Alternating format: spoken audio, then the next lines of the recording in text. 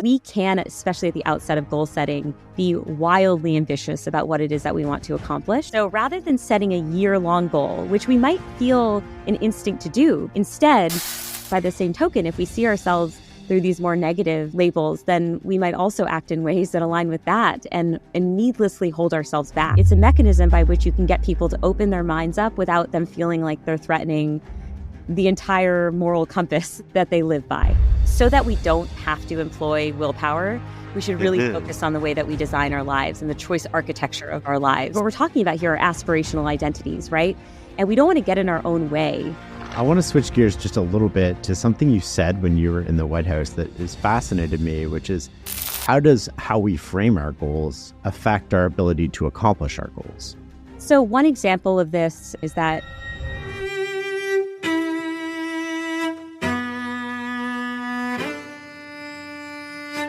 Welcome to The Knowledge Project, a podcast about mastering the best of what other people have already figured out so you can apply their insights to your life. I'm your host, Shane Parrish.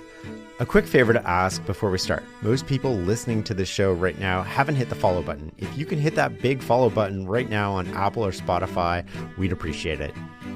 If you'd like access to the podcast before everyone else, my thoughts and reflections at the end of each episode, including all the takeaways I had, member-only episodes, hand-edited transcripts, or you just want to support the show you love, join at fs.blog/membership. Check out the show notes for a link. Today, my guest is Maya Shankar, Ph.D. She's a brilliant cognitive scientist who worked in the White House Behavioral Science Group. She's the host of the podcast called A Slight Change of Plans. I really wanted to talk to Maya about the idea of identity. What is it? The limitations and advantages of choosing them, how they affect our ability to accomplish our goals, how our identity affects our ability to learn from others, and how it impacts our politics. Should we keep our identity small or should we expand it? These are questions that we talk about. You'll walk away from this episode with a clear understanding of when your identity helps you, where it may be limiting you, and with practical tips on using it to set and accomplish your goals. You'll also learn that slight differences in how we frame those goals can make a huge difference in whether we accomplish them. It's time to listen and learn. I want to start with the almost unbelievable story of how you got into Julliard. When I was 6 years old, I started playing the violin. And within a few years, I think my parents realized that my dreams and ambitions were surpassing whatever connections they had in the classical music world. My dad's a physicist. My mom helps students get green cards. This was really not in their domain. And so one day I remember my mom and I were in New York for a different violin audition. And she knew that the Julliard School of Music in New York was what I had my sights set on, even though, by the way, Shane, I had absolutely no chance of getting it at all at that time. That was my dream. And so we're in New York and my mom just looked at me and said, hey, why don't we just stop by Julliard and you can see what it looks like and it'll just be a fun experience. And so we walk over to Julliard, and then as we're passing by the front door, my mom looked at me kind of mischievously and said, why don't we just go in? And I remember thinking that she was totally nuts. I mean, what did that even mean? We did not have an invite, right? I was not a student there. But she said, let's just go in there. What's the worst thing that can happen?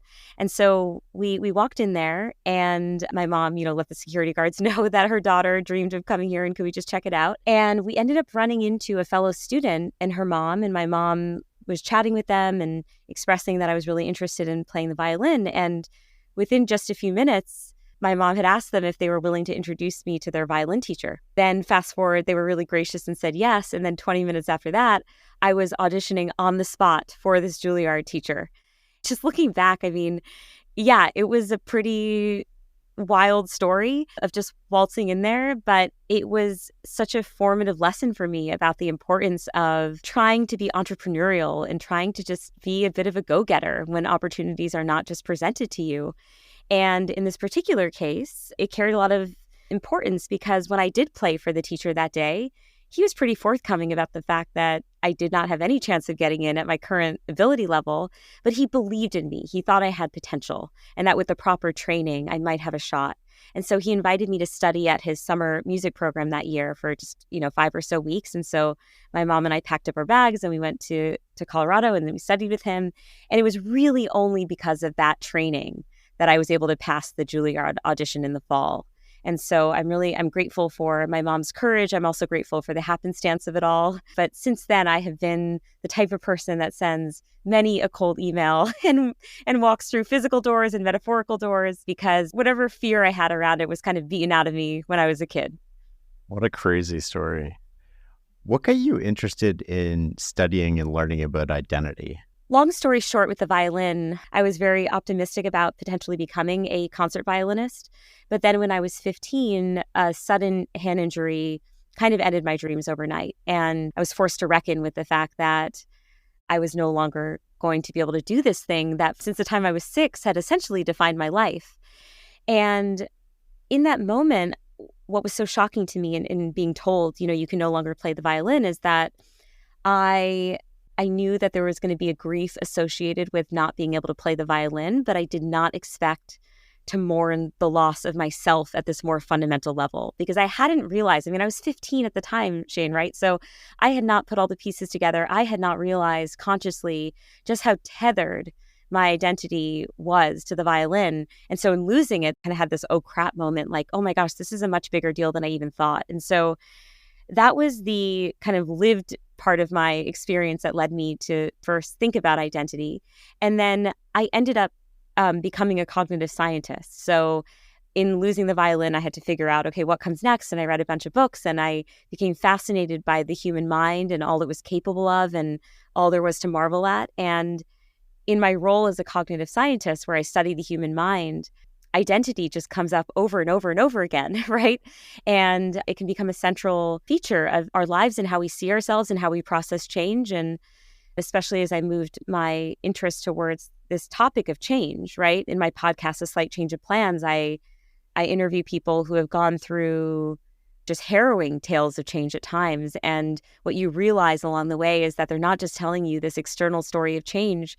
They're talking to you about something internal that shifted. And oftentimes it's the loss of an identity unexpectedly. And they're trying to figure out who they can be in the face of this change. And so fairly quickly after starting my show, I realized, wow, I don't even know if this is a show about change. This is really a show fundamentally about identity. There's a concept in cognitive psychology called identity foreclosure. And it refers to the idea that we can prematurely commit to an identity before having fully explored all other ways that we can be or the things that we want to be in this life. And this often happens in adolescence. So we see things modeled for us through our environment, through parents, through coaches, through teachers, through our community, right? We're often just spoon-fed certain identity labels or roles that we feel we should play.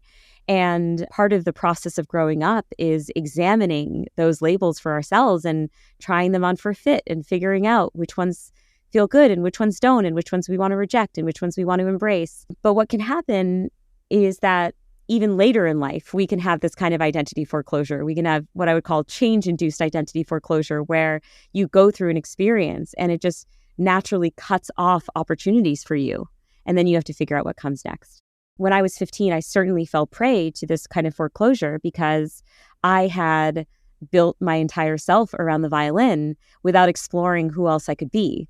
And so then when I lost it, I felt extremely disoriented. There is a potentially more robust and sustainable way to define yourself. So I don't think we're going to get rid of the human desire to identify with things in general, to have strong identities. They're a huge source of inspiration and focus, and they can give us feelings of belonging and community. They can give us drive and motivation, right? If I define myself as a violinist, every morning when I wake up, I know what I want to do, and I'm willing to commit to hours and hours of practice. The challenge becomes, though, when you anchor yourself to something that is precarious in some way. And that's what I found with the violin. What I strive to do, because it's very much a work in progress, but I hope this resonates for your listeners, is to attach my sense of identity and worth not to what I do, but to why I do it. So this has been an exercise in trying to understand, okay, Maya, you fell in love with the violin and you enjoyed it for so many reasons. What was it about the violin that was so intoxicating for you? What were the features that made you light up? And when I stripped away the superficial features of the violin and kind of looked under the surface, I realized that there were many traits and features of playing music that really resonated with me, but in ways that transcended the violin. So I loved emotionally connecting with people through music. I loved the idea of honing a craft, at slowly chipping away and getting better at something and witnessing that kind of progress. I loved having this kind of single-minded determination in these goals that I was chasing. It was possible for me to find those same features in other pursuits, right? If I just looked hard enough. So I could still find my love of human connection in other places. And in fact, I have, right? In being a cognitive scientist and now in having my podcast, A Slight Change of Plans, it's all about forging deep emotional connections with people, right? And I can witness progress in my role as an interviewer or in my role as a scientist. And so I would urge people to ask themselves, what is it that sits, at the root of my passions in life? And can I find my meaning and worth and place my identity in that, such that when life throws me a big change of plans, right, a massive curveball, I can mourn that loss, sure, but I don't feel completely disoriented because there's still so much of me that persists and that I can find expressions of in other mediums. Whether it's a movie night or just midday, Skinny Pop is a salty snack that keeps on giving. Made with just 3 simple ingredients for an irresistibly delicious taste and a large serving size that lasts. Deliciously popped, perfectly salted. Skinny Pop. Popular for a reason. Shop Skinny Pop now. And we're live from the living room as Doug eyes up the match day spread. He's reaching for the buffalo wing. Perfect! Hang on, what's this? Oh, he's gone for a can of Pepsi too! Incredible! What a finish! Sensational combination! Look at the delight on his face. There's no doubt about it. It just tastes better. Match days deserve Pepsi. Food deserves Pepsi. Grab a pack of Pepsi Zero Sugar for today's match. It's poetry in motion. As you're saying that, it's like we can identify our identity with a skill. We can do it with a habit. We can do it with something larger like Democrat or Republican. We can do it with something still larger like American or Canadian or European. And we can do it from what to why, which sort of makes me wonder, what is identity? It's a deeply complicated philosophical question that people have been pondering for basically as long as we've been around. The way that I approach it actually is about expanding people's sense of self, because I think what happens, especially as we get older, is that we lock into an understanding of who we are, who we think we are. And it's often not totally accurate, and it's certainly not comprehensive. I mean, our sense of identity is formulated based on the quite random events that have occurred in our lives and the various ways in which we've been pressure tested or pushed or challenged. And we didn't choose that path, right, to reveal to us the maximum number of data points about ourselves. We were just living life and going through it and seeing what happened. And so I think because we have a first-person perspective on our minds, we sometimes believe that we have a very good understanding of who we are. And then what happens in the face of a change is it reveals to us all that remained hidden from view, right? All that existed that maybe didn't have a reason to be expressed before then, or the various ways in which we're more resilient, or the greater number of skills that we have, or the coping mechanisms that we have at our disposal. And when I think about identity, I think we benefit from having more expansive identities and identities that feel more malleable, that don't feel fixed in ways that are problematic. As we navigate the many years of life that we have, we're willing to revisit, and we're willing to re-examine, and we're willing to see in a more flexible way. Feels like it can be limiting and empowering. It's almost like a thermos. Like it reinforces whatever you put into it. It doesn't have a judgment about good or bad. But if we identify as like a non-technical person or something, it's almost as if we absolve ourselves of the responsibility to learn and grow. So in a sense, as you were saying that, it's almost like our identity is the story we tell ourselves. Absolutely. It's so well said. And it's very much a narrative we tell ourselves. And, to your point, it can be extremely limiting, because when we, in some ways, like typecast ourselves, let's say as being non-technical, or as being not as social as other people, or not as strong mentally or physically, whatever it is, that can really hinder our progress, because there is research on identity priming, which says that we do act in ways that are consistent with our perceived identity or the identity we aspire to have, right? So when we see ourselves as a voter, we're more likely to vote. When we see ourselves as being, eco-friendly, we're more likely to recycle. By the same token, if we see ourselves through these more negative labels, then we might also act in ways that align with that and needlessly hold ourselves back when it comes to making progress.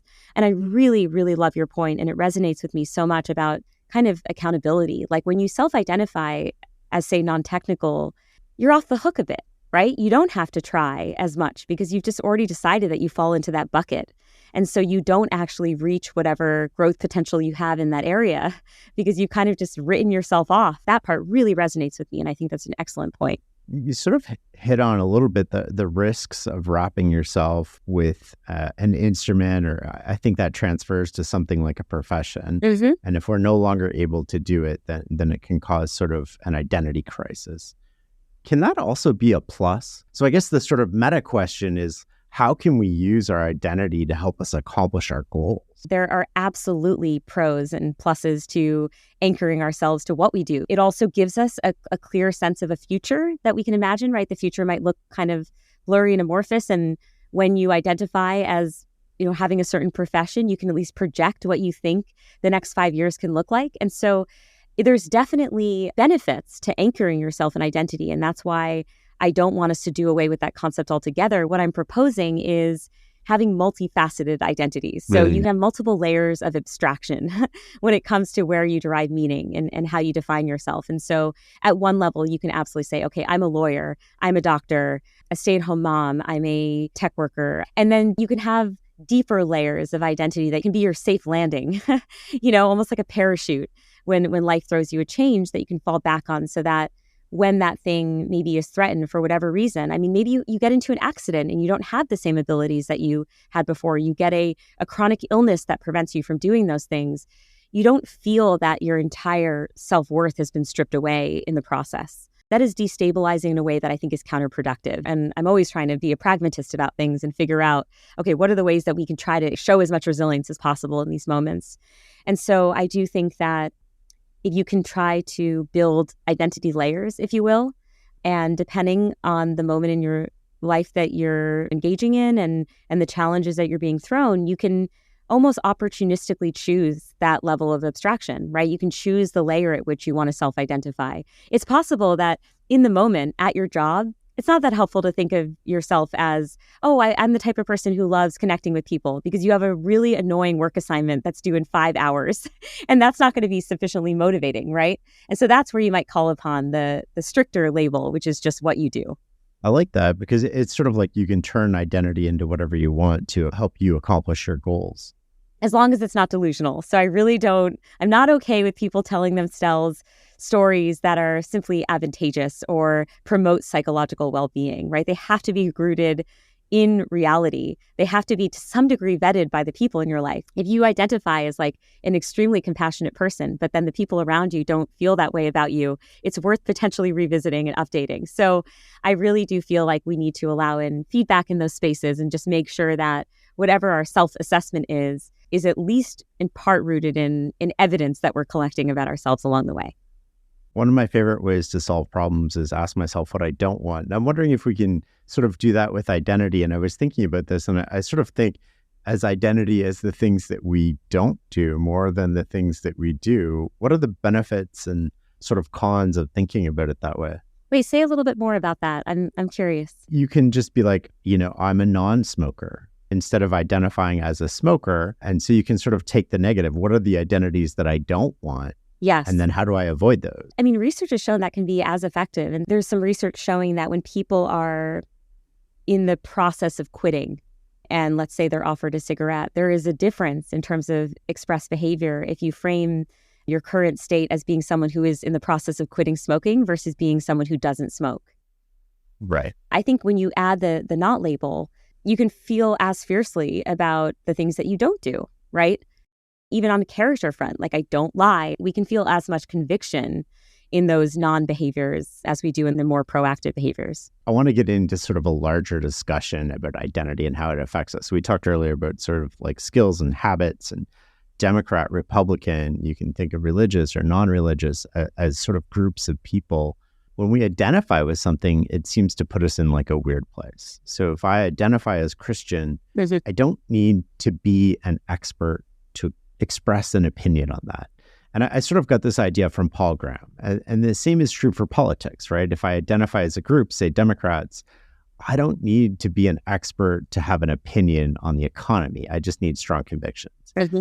These are unique areas where there's no objective wrong or right, only subjective questions. And since we can't be proven wrong, we tend to feel like every opinion is equally valid. The question then becomes, how do we have discussions about something that we've made part of our identity? And what does this mean for us individually and as a country? Facts and science and evidence don't surface as much as they should in some of our debates. And it's because when we look at how it is that people form their attitudes and beliefs about the world, they're not simply basing it on what the data says. They're basing it on their tribal membership, on their identity membership. So if you identify with a particular political party or particular community group, there's this feeling of allegiance that can supersede our rational minds, right? So we hear leaders saying certain things and we implicitly buy into what they're saying because they lead this group that we feel convictions about. One downside of the group identity label is that it can make us less scrupulous and it can make us less critically minded in ways that we otherwise would be, right? If we were reasoning through every situation for ourselves, we would probably take a closer eye to certain conclusions that are drawn. One thing that's so important for us as humans is to have the humility to change our minds and to have the humility to update our point of view and our opinions about things. And if you feel too strong tribal membership, it can impede you from updating your point of view, because in that moment, you're not just asking yourself, do I believe in that X virus is real? What you're really asking is, do I belong to X group or not? Because if I don't believe that, now I might get ejected from the group, right? It feels like there's so much on the line every time you are open to the idea of changing your mind about something in the face of new information. And I think that's the part of the culture we have to work to change as much as possible, which is there has to be, quote, like wiggle room within these identity spaces, right? You should still be allowed to belong in a group, even if you differ from people in some of their opinions. We can have these purity complexes around group membership. Otherwise, it really does hold us back from arriving at better conclusions and from being wiser and dismissing our pride in the moment in favor of actually trying to arrive at the right conclusion or the right solution. And so I feel very, very strongly that element of our human psychology and also the way that we reinforce it through some of these social factors is a really big challenge that I would love to see us work through. Well, one thing I've thought about is that we're sort of animals, right? And so one of the tendencies we share with animals is that we're territorial. And when animals are territorial, they react without reasoning. And humans, we're lucky, we're capable of reasoning in between acting. But there's certain situations where we tend not to reason. And one of those situations is when somebody treads on our identity. That's our version of territorial. We're not walking around peeing on street lamps or something to mark our territory. Sure. Our territory is almost how we see ourselves. And it's really fascinating to me because one of the quirks with this is that we instantly tend to reject other people's ideas, even if they're correct, because it belongs to somebody that we don't like or some other group than we're in. What can we do for ourselves to open our mind and actually think in those moments instead of just responding without reasoning? Yeah, I mean, I think you're articulating this massive challenge. And there's another concept in psychology that I think is a really useful aid here, and it's more on how we communicate messages. So there's this concept called moral reframing.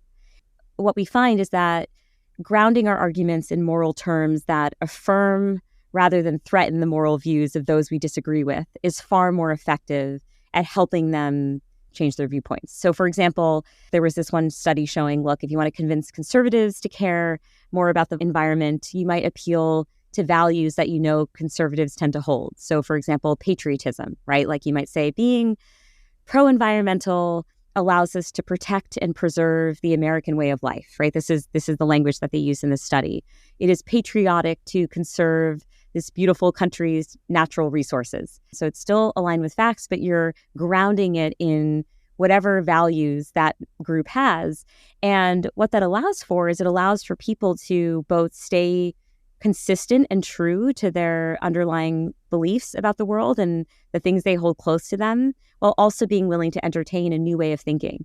And I think that's such a powerful instrument because it's a mechanism by which you can get people to open their minds up without them feeling like they're threatening the entire moral compass that they live by. I mean, I use the example of the environment and conservatives. This applies across the board, all people and groups and communities. I think also the power of the messenger, it plays a big role. So I have some personal experience with this. When I was working in the Obama White House, we were eager to help residents of Flint in the face of the lead and water crisis, right? So this was an awful, awful situation where lead in water was poisoning generations of people. And one of the things we did is we designed these fact sheets about water safety.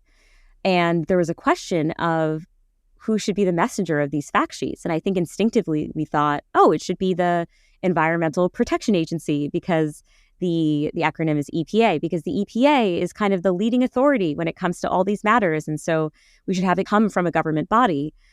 But then when you think about it a bit more from the perspective of the psychology of the people who are struggling, right, you realize, wait a second, their local government has just lied to them, for years. And they've experienced decades of disenfranchisement and systemic racism.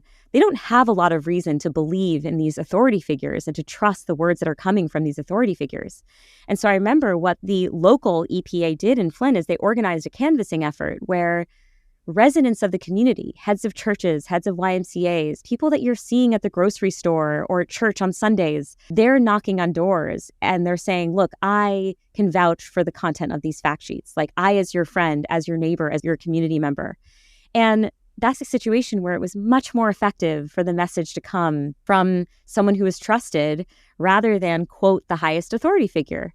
And I think it's a humbling lesson as we think through public policy and who should convey messages that we ought to rethink this idea that people at the top of government are always going to be the best communicators on a message. I mean, that's certainly not the case. That's fascinating because as you were saying that, I'm like, one of the problems today is the erosion of trust in government institutions. This was sort of like a micro example of that, but a macro example, how do we do that as a nation on a bigger scale if there's, another pandemic or an emergency after we've eroded this trust? And how do we reestablish trust in our institutions? I do think that we have to think at all levels, right? So we can think at the highest level, like you're saying, and, how can policymakers and social architects figure this out so that we see this at a more scaled level. But then there are also the individual minds we're changing in our everyday life. And I don't want people to give up on that because that matters too. And we kind of want to initiate activity at both the bottom and the top. As you were saying that, it sort of relates to identity, right? Because now my identity is I don't trust government institutions. And once you have that, it's like, how do we change that? So it comes back to really the fundamental question of how do we change our identity when we want to or for the positive? Yeah. And I think, what that example in Flint shows is that even something as simple as the messenger, I mean, when your door is knocked on and it's someone that you see at church on Sundays and they're telling you that they believe in a document that was created by the government, that is a step forward, right? You are getting that person, at least in the context of this fact sheet, believe in something that the federal government has shared with you. I don't want to discount that as also being meaningful progress. If you're a QuickBooks customer looking to grow without the growing pains, you need the Intuit ERP, the AI native ERP that upgrades right from QuickBooks. Learn more at intuit.com/ERP. Choice Hotels get you more of what you value. Here's a little tune to help you remember.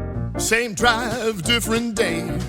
Don't you wish you were getting away? Pack your bags and come on through. Texas, Ohio, Alaska, we're up there too. Comfort Inn, it's calling your name. Save on the stay. Oh, and free waffles are yours to claim. Well, I hope you like my little song. Book direct at choicehotels.com. So one thing I wanted to share in the context of everyday conversations we have with people, right? So that proverbial Thanksgiving dinner where you're sitting down and there's an uncle there and you disagree with them. And in the past, you've just kind of given up and been like, this is not worth it. There is research in psychology which shows how we can make more progress in those situations. And this is known in the research as motivational interviewing or deep canvassing. And they use this in the context of, political campaigns and trying to see if people can make progress on convincing people to change their minds on important political or social issues. So there's a couple key features of motivational interviewing that are good to consider here. So one is, in the same way that I talked in the context of moral reframing, is you don't want to undermine the other person's fundamental sense of humanity, because that's going to close the door immediately, right? If you're starting a conversation with me, Shane, and you're like, I think you're a terrible person, chances are we're not going to get very far, right?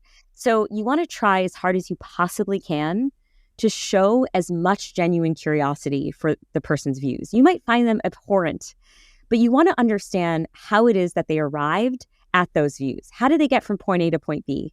And try to at least express curiosity for the journey. Oh, maybe they were born into a family where their grandparents all thought this thing. Or maybe they were bullied in school, and so they felt that the only way they could really belong was joining X or Y community group, whatever it is, right? You want to just show curiosity, and that will at least invite more of a conversation rather than just simply a confrontation.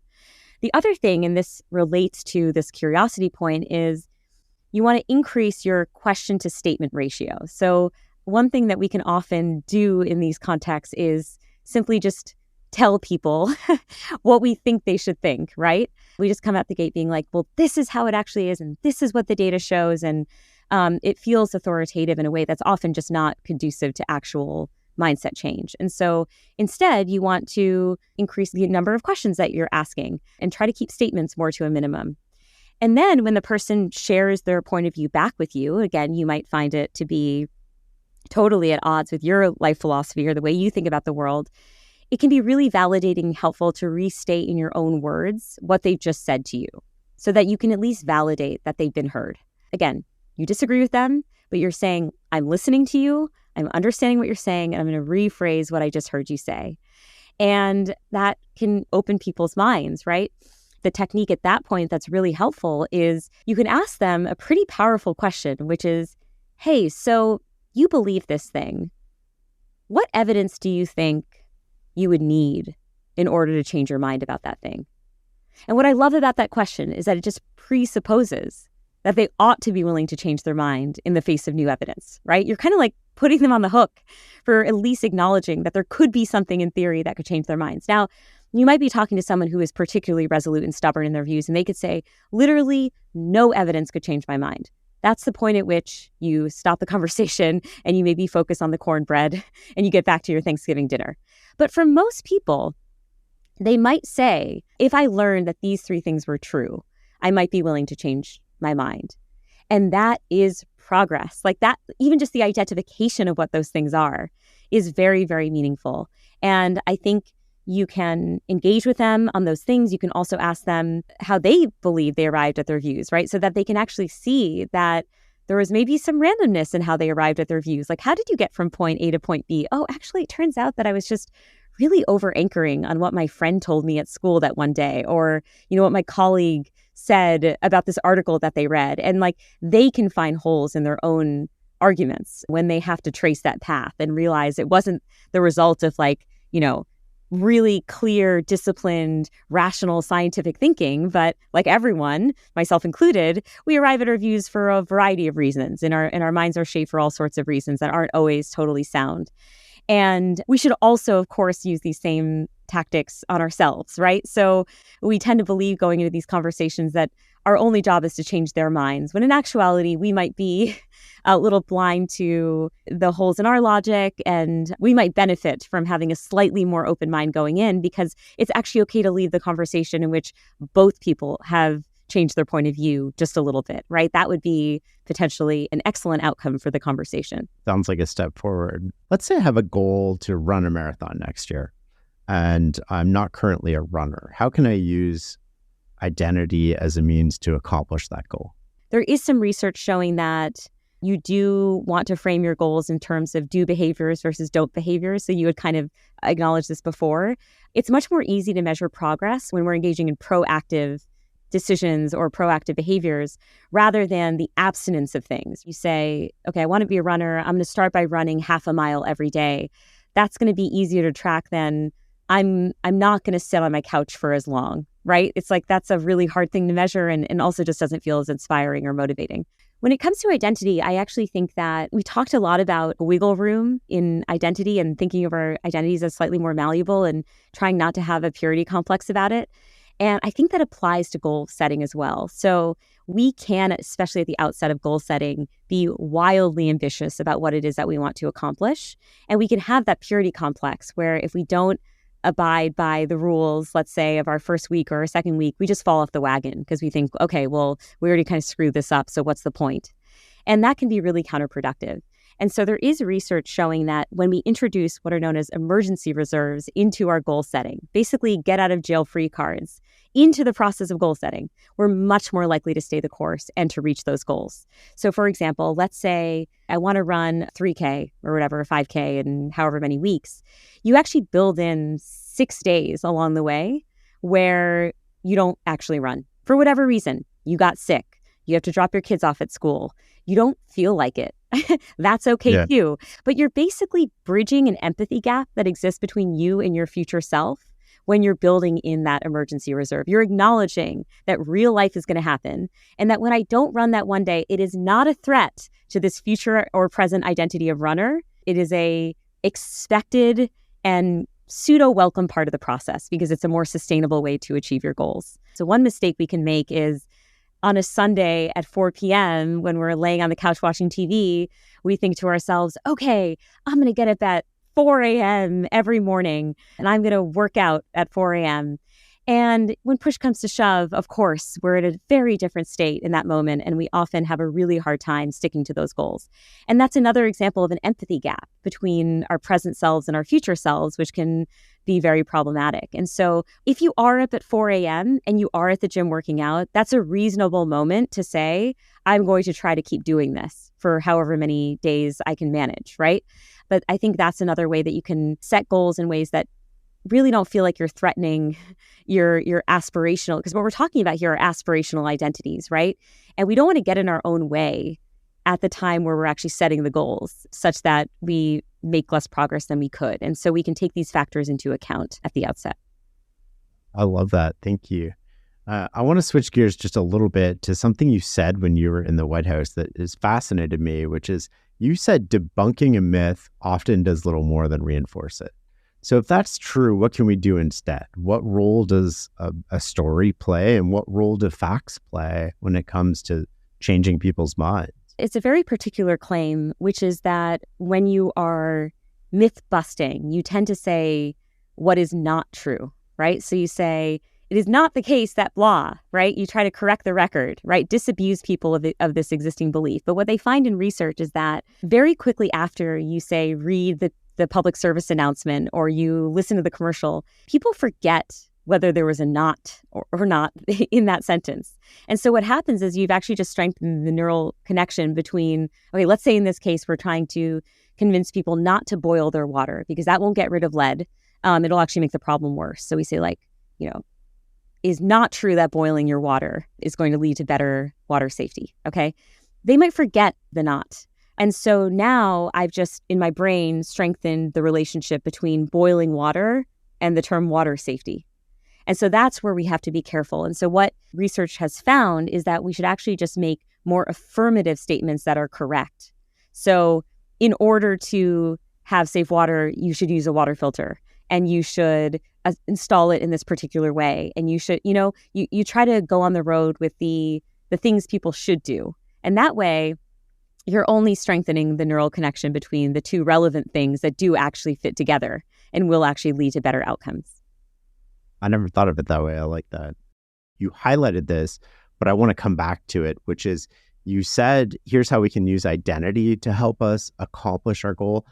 How does how we frame our goals affect our ability to accomplish our goals? You want to recognize when you're defining goals as what we call approach goals versus avoidant goals, because they can have a different impact on our motivation. So, for example, I want to eat healthier foods versus the avoidant version of that would be I want to avoid unhealthy foods, right? And we do know that do goals are more motivating. They promote endurance. They're met with pride. Do not goals are more effective in certain cases where we're trying to inspire urgency. Maybe there's like a health thing that you really shouldn't do, and it makes a lot of sense to do the do not goal. Another way that we can change the way that we frame the goal so that we're more likely to act on it is to think about who is setting the goal. So it's really interesting. Like, humans just love being in the driver's seat, like hands on the steering wheel. We like owning our goals and our outcomes. And often in these contexts, right, we are working with a boss who's giving us a directive, or working with a coach in the gym who's giving us a directive. But the degree to which we can introduce some degree of personal agency in that process so that we feel like we're the ones setting the goals can be super helpful. Now, we're in the real world, right? It doesn't mean like your boss is going to be like, hey, you decide what you do today.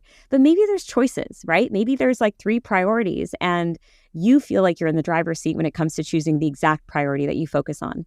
Or maybe at the gym, it's like, okay, it's a lower body day, but you have options. We do find that people are definitely better at achieving them when we are the ones who feel like we set our own targets. And that's because we're really tapping into intrinsic motivation versus just extrinsic motivation, right? Fear of judgment or punishment from some higher up. I want to understand the do behaviors a little bit better. When you use the example of like, I want to eat healthier food, a couple things came to mind. One was when we're creating that goal, we have a lot of willpower. Mm-hmm. And in the moment where we choose to opt out of eating healthy food, we probably don't have a lot of willpower. So that relates to sort of what you were saying, like, don't set a goal to go to the gym at 4 a.m. when it's like, I don't know, 3 p.m. in the afternoon. And it strikes me that eventually everybody loses the battle with willpower. So where I'm going with this is it almost better to set rules?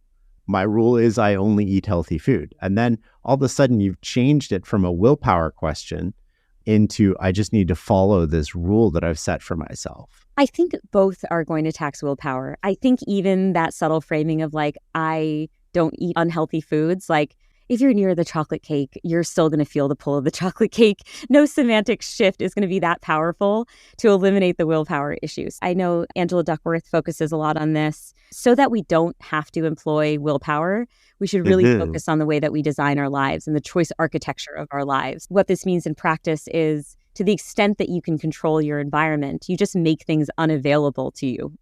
And you make other things really readily accessible and available to you. So the canonical example of this is cafes where they try to encourage healthy eating. They put all the junk food at the bottom and they're in opaque containers. And then they put the healthy food, like the fruits and vegetables and healthy snacks, on full display at eye level. So it's the things you're more likely to grab.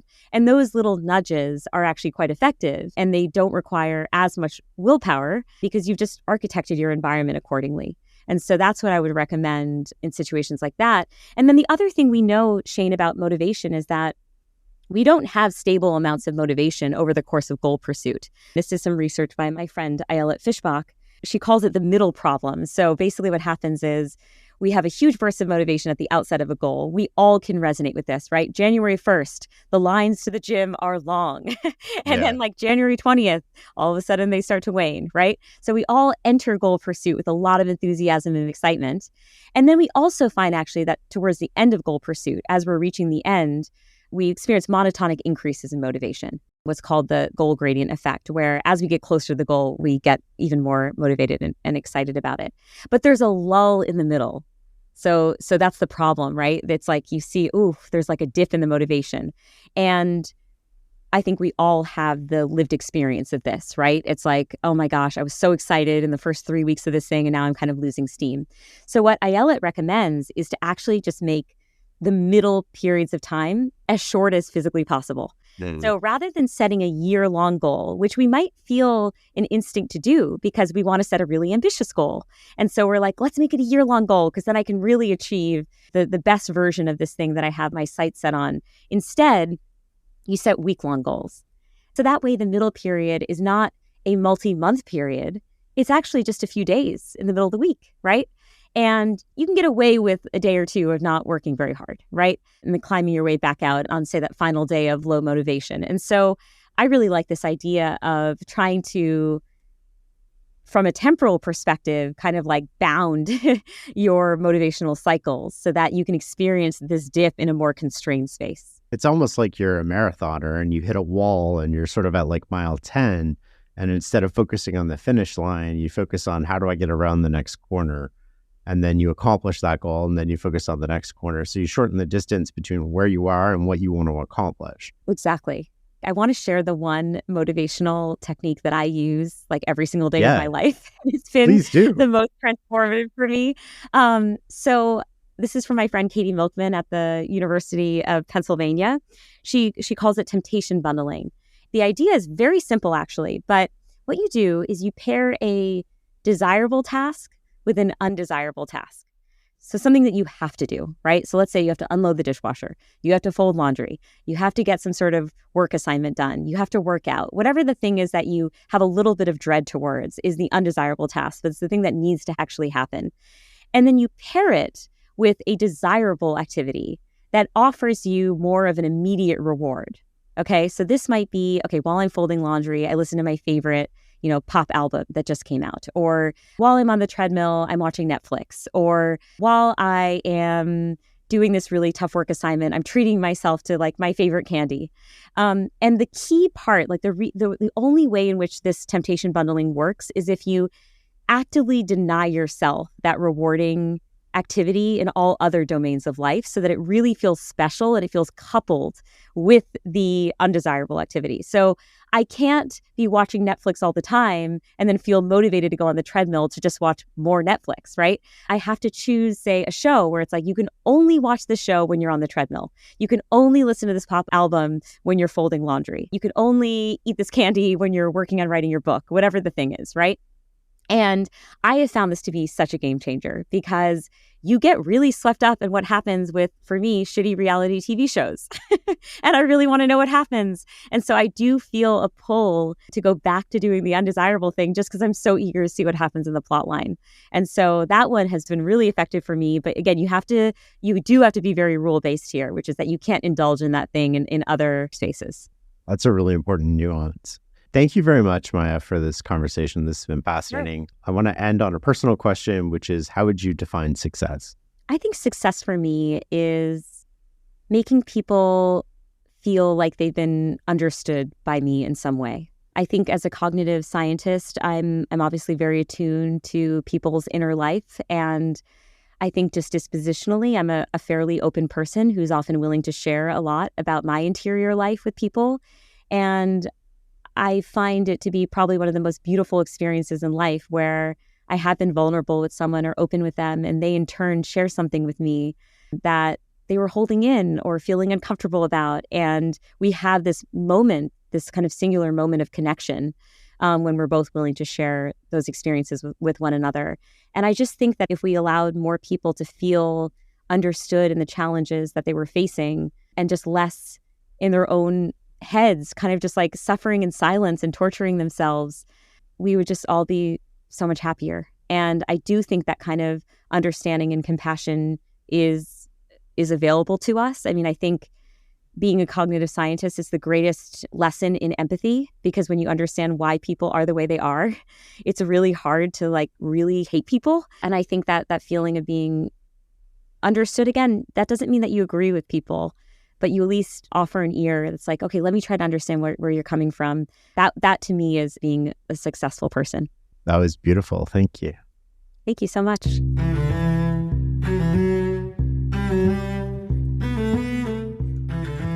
Thanks for listening and learning with us. For a complete list of episodes, show notes, transcripts, and more, go to fs.blog/podcast or just Google The Knowledge Project. Recently, I've started to record my reflections and thoughts about the interview after the interview. I sit down, highlight the key moments that stood out for me, and I also talk about other connections to episodes and sort of what's got me pondering that I maybe haven't quite figured out. This is available to supporting members of the Knowledge Project. You can go to fs.blog/membership, check out the show notes for a link, and you can sign up today. And my reflections will just be available in your private podcast feed. You'll also skip all the ads at the front of the episode. The Farnham Street blog is also where you can learn more about my new book, Clear Thinking: Turning Ordinary Moments into Extraordinary Results. It's a transformative guide that hands you the tools to master your fate, sharpen your decision making, and set yourself up for unparalleled success. Learn more at fs.blog/clear. Until next time.